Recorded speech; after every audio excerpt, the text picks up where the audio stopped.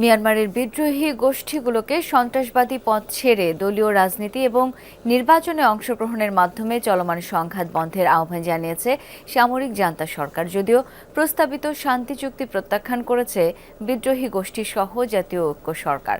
শান্তি চুক্তি না মানায় একদিনের মাঝে মিয়ানমারের দুটি রাজ্যে ভয়াবহ বিমান হামলা চালায় জান্তা।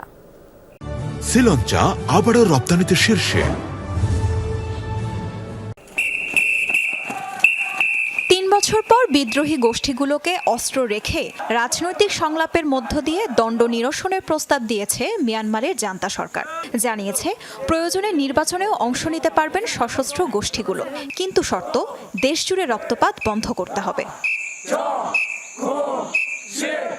শুক্রবার স্টেট অ্যাডমিনিস্ট্রেশন কাউন্সিল একটি বিবৃতি প্রকাশ করেছে। সেখানে বিদ্রোহী গোষ্ঠী এবং পিপলস ডিফেন্স ফোর্সেসকে সন্ত্রাসবাদী পথ ছেড়ে দলীয় রাজনীতি বা নির্বাচনী প্রক্রিয়ার মাধ্যমে রাজনৈতিক সমস্যা সমাধানের আহ্বান জানানো হয়। জান্তা সরকারের নাটকীয় প্রস্তাবে শুরু হয়েছে উত্তেজনা।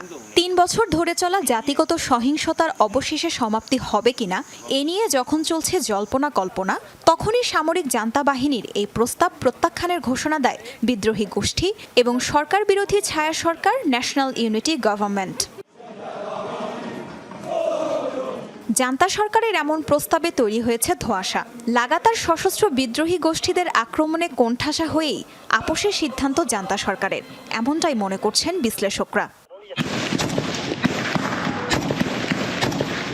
শান্তি চুক্তি প্রস্তাব প্রত্যাখ্যানের ২৪ ঘন্টা না পেরোতেই আবারও মিয়ানমারের উত্তরাঞ্চলীয় শান ও রাখাইন রাজ্যে ব্যাপক বোমা হামলা চালিয়েছে জান্তা। মৃত্যু হয়েছে অন্তত ২০ জনের। তাজরিয়ান সোবহান, যমুনা নিউজ।